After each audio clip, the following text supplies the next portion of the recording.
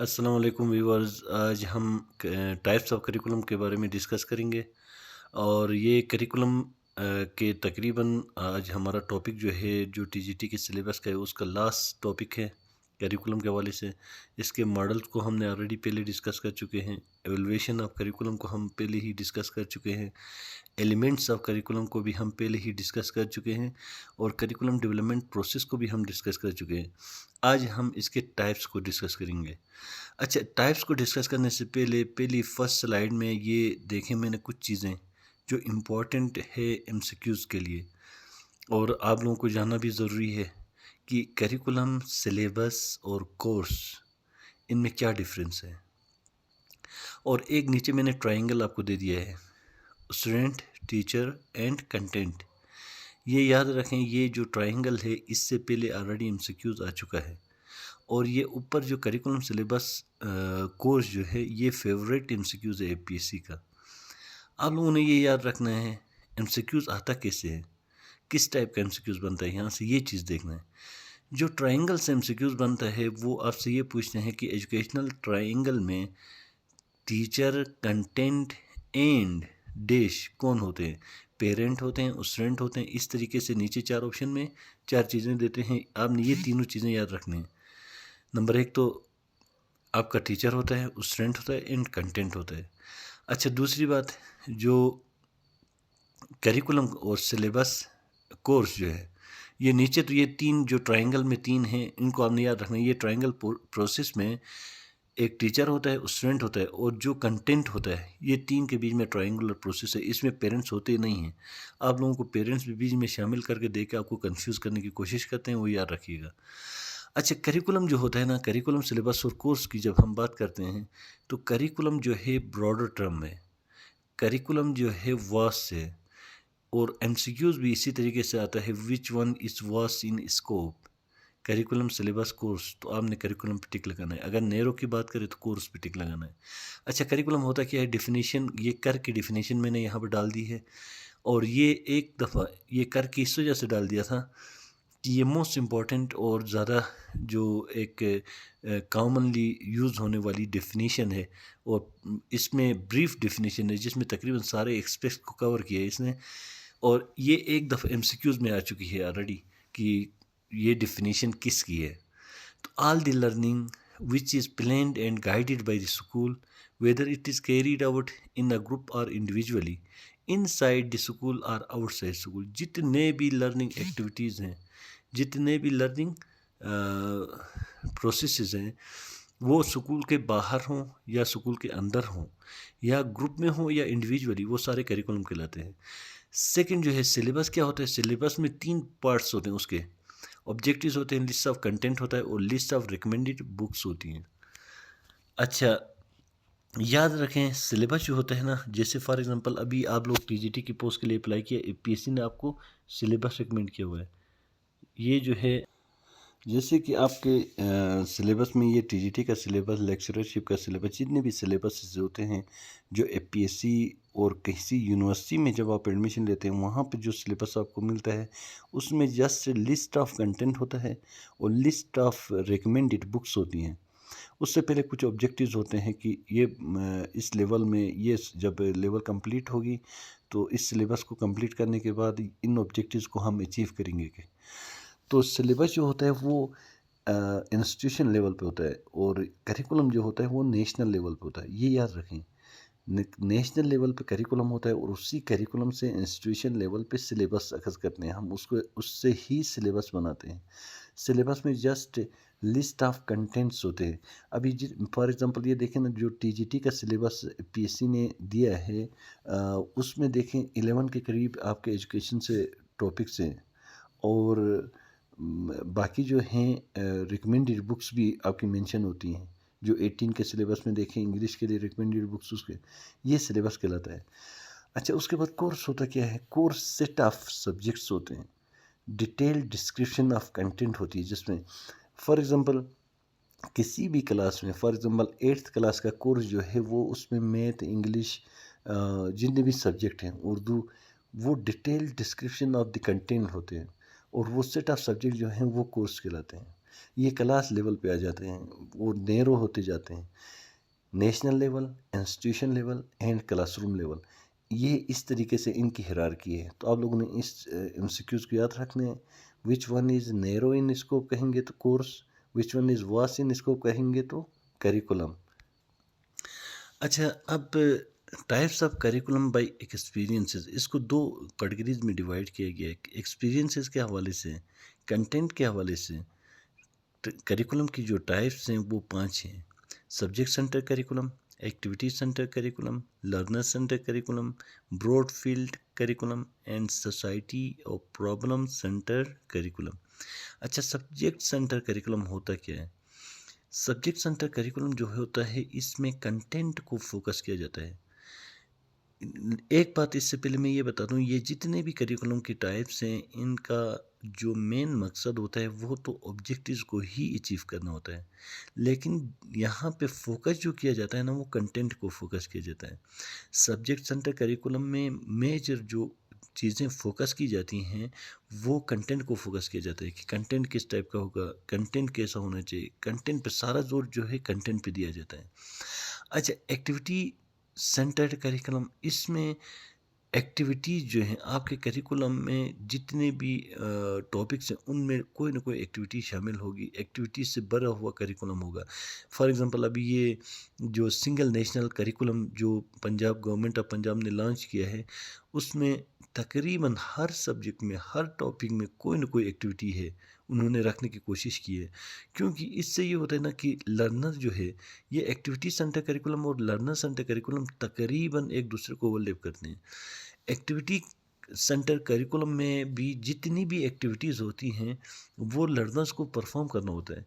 और ये लर्निंग जो जॉन डेवी ने एक वो दी है कि लर्निंग बाय डूइंग के थ्रू, वो उसको लाइफ लॉन्ग लर्निंग भी होती है और वो बहुत जल्दी भी सीखते हैं, देर पा भी होती है। इसी वजह से एक्टिविटीज़ को वहाँ इंटीग्रेट किया है उन करिकुलम में। अच्छा, उसको एक्टिविटी सेंटर करिकुलम कहा जाता है। लर्नर सेंटर करिकुलम, इस करिकुलम में लर्नर्स की नीड, लर्नर का इंटरेस्ट, ये सारी चीज़ें फोकस की जाती हैं कि लर्नर को चाहिए क्या, किस किस्म का करिकुलम चाहिए, किस किस्म की एक्टिविटी चाहिए, किस किस्म का मेथड चाहिए उनको, उनका इंटरेस्ट किस चीज़ पे, ये चीज़ें सारी फोकस लर्नर पे होता है। उसको लर्नर सेंटर करिकुलम कहा जाता है। ब्रॉड फील्ड करिकुलम कहते हैं कि जिसमें एक ही सब्जेक्ट में एक ही उसके अंदर बहुत ज़्यादा डिफरेंट एरियाज़ को कवर करता हो। फॉर एग्ज़ाम्पल, हमारी एसएसटी जो है, सोशल स्टडी जो है, उसमें बहुत सारे, कोई जनरल नॉलेज भी टच देती है, उसमें पाकिस्तान अफेयर, करंट अफेयर भी है, इस तरह के बहुत सारे एरियाज़ को जो टच देते हैं ना, उसको ब्रॉड फील्ड करिकुलम कहते हैं। एंड फिफ्थ वन जो है, सोसाइटी प्रॉब्लम सेंटर करिकुलम। इसमें हमारी सोसाइटी को नॉर्म वैल्यूज़, जितनी भी चीज़ें जो है ना, उनकी बेस पे जो करिकुलम बनता है। फॉर एग्जांपल, इस्लामिया जो है, अब ये हमारी सोसाइटी की नीड है। इस्लामिक सोसाइटी होने की वजह से, उनके नॉर्म्स वैल्यूज़ की वजह से हमारे वहाँ डिफरेंट अखलाकियात के ऊपर लेक्चर्स भी होते हैं, बहुत सारे उसमें और अहादीस भी होती हैं, आयात भी होती हैं। ये सारे हमारी सोसाइटी की नीड हैं। अच्छा, उसके बाद जो है जनरल टाइप्स ऑफ करिकुलम जो है, वो कोर करिकुलम है, एक्टिविटी करिकुलम है, हिडन करिकुलम है, नल करिकुलम है, इंटीग्रेटेड करिकुलम है, टास्क करिकुलम है। और भी हैं, बहुत सारे हैं, बट मैंने जो इतने जो इम्पॉर्टेंट हैं आपके टीजीटी के सिलेबस के हवाले से, लेक्चरशिप के, वो मैंने जस्ट जो इम्पोर्टेंट, मोस्ट इम्पॉर्टेंट हैं, उनको मैंने अलग किया हुआ है। अच्छा, कोर करिकुलम किसे कहते हैं? कोर करिकुलम उसको कहते हैं जो कॉमन है और नीड है, और हर सोसाइटी की नीड है। For example, basic mathematics arts वाले बंदे को भी पढ़ना होगा, और अभी अभी भी है, जितने भी आर्ट्स में एफए करेंगे उनके लिए भी मैथ्स है, और जो साइंस पढ़ेंगे उनके लिए भी मैथ्स है, जो कॉमर्स पढ़ेंगे उनके लिए भी मैथ्स है। बेसिक इस तरह की मैथमेटिक्स जो है, बेसिक इंग्लिश, अब देखेंगे हर टेस्ट में बेसिक इंग्लिश का पोर्शन हुआ करता है। ये इंग्लिश जो है ना, ये कोर करिकुलम, क्योंकि ये बेसिक सब्जेक्ट्स होते हैं, ये नीड है, सोसाइटी की नीड है, लर्नर की नीड है, उस एक सिटीज़न को, जो लर्नर है, उसको प्रैक्टिकल लाइफ में अपने आप को स्किलफुल बनाने के लिए इन चीज़ों की बहुत ज़रूरत होती है। वो होता है कोर करिकुलम, जो लाजमी हर क्लास में, हर लेवल पे मौजूद होता है। अच्छा, एक्टिविटी करिकुलम जो हमने ऊपर बयान किया था वो वही है, मैच करता है उसी से, एक्टिविटी से भरा हुआ करिकुलम जिसमें हर उसमें एक्टिविटी रखी गई होती है हर टॉपिक के हिसाब से, हर लेवल के हिसाब से। और ये अक्सर छोटे बच्चों के लिए अक्सर छोटे बच्चों के लिए इसको रिकमेंड किया जाता है।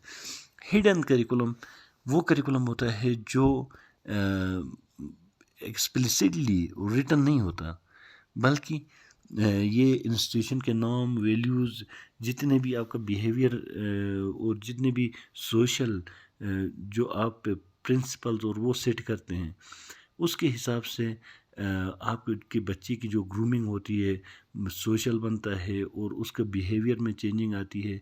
जितने भी चीज़ें उसमें लिखी हुई नहीं है करिकुलम में, और आपके इनडायरेक्टली, लाज़मी नहीं होता कि हर चीज़ बता के, जो नहीं बता के इनडायरेक्टली वहाँ का, जैसे डिसिप्लिन डिसिप्लिन सिखाना।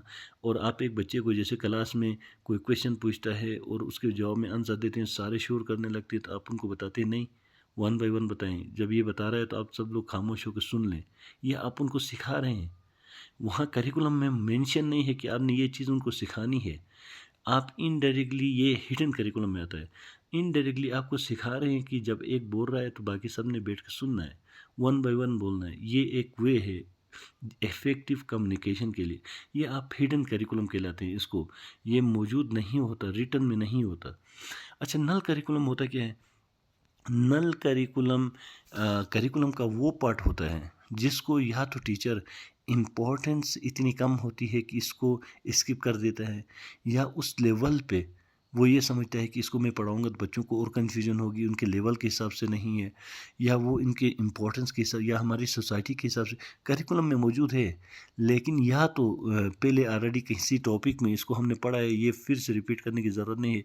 इस तरीके से कोई भी वजह से आप उसको स्किप करते हैं, इम्पोर्टेंस इतनी नहीं होती, इसी वजह से इसको नल करिकुलम कहते हैं। अच्छा, इंटीग्रेटेड करिकुलम। इंटीग्रेटेड करिकुलम में याद रखें, बहुत सारे सब्जेक्ट्स जो हैं उसके पोर्शंस को मिला के एक उसमें कंबाइन किया जाता है, जिसको इंटीग्रेटेड करिकुलम कहते हैं। इसका मेन मकसद जो होता है ना, वो reduce the size of the number of books. किताबें जो हैं उनकी तादाद को कम करना इसका बेसिक मकसद होता है। ये असल में 3 क्लास के बच्चों तक, छोटी क्लास के बच्चों में 3 क्लास तक, उस वक़्त तक ये राइज था। ये पहले एक दफ़ा इम्प्लीमेंट भी किया गया है। और उसके बाद है टाट करिकुलम। जब आप करिकुलम बनाते हैं, करिकुलम डेवलप करते हैं और उसके बाद जब इम्प्लीमेंट करते हैं, तो उसके बाद वो टाट, जो जो करिकुलम का पोर्शन इम्प्लीमेंट होता है वो टाट करिकुलम कहलाता है। ये आपके बेसिक टाइप्स है। और जितने भी ये टाइप्स हैं ना, उसको ब्रॉड एरियाज़ में 4 टाइप्स में, जो यहाँ पे मैंने लिखा नहीं है मैं बता देता हूँ, उसमें तकरीबन डिवाइड किया है। करिकुलम की टाइप से जो है ना बहुत ज़्यादा हैं। हर टाइप को आप एक दफ़ा गो थ्रू कीजिएगा। अब उनके मकसद उस किस में क्या होता है, ये चीज़ें देखिएगा। किसी इंटरव्यू में भी आपसे पूछ सकते हैं। और अब यहाँ पे 4 टाइप्स और मैं बता दूंगा, जो मेजर 4 टाइप्स हैं जिनमें ये सारी चीज़ें अंदर फॉल करती हैं। एक एक्सप्लिसिट करिकुलम, दूसरा इम्प्लिसिट करिकुलम, तीसरा नल करिकुलम, चौथा एक्स्ट्रा करिकुलर करिकुलम। अब इसमें एक्सप्लिसिट वो सारे करिकुलम उसमें आते हैं जो रिटन में होते हैं। रिटन फॉर्म में सब कुछ, डिस्क्रिप्शन में सब कुछ मेंशन होता है, जिसमें रिटन करिकुलम भी कहते हैं। अब यहाँ मेंशन नहीं है, देखो रिटन करिकुलम, वो भी इसकी टाइप है। वो सारे उस एक्सप्लिसिट करिकुलम में आते हैं। इम्प्लिसिट करिकुलम, वो सारे curriculum, for example hidden curriculum, ये सारे इम्प्लिसिट करिकुलम में आते हैं। वो रिटन उसमें तो नहीं होते, लेकिन वो करिकुलम का हिस्सा होती हैं। जितनी भी डिबेट्स, क्विज़, ये सारी चीज़ें जो होती हैं ना, ये इम्प्लिसिट करिकुलम का हिस्सा है। नल करिकुलम मैंने बता दिया। और एक्स्ट्रा करिकुलम जो है, वो जितने भी को करिकुलर एक्टिविटीज़ हैं वो एक्स्ट्रा करिकुलम करिकुलम में आती हैं।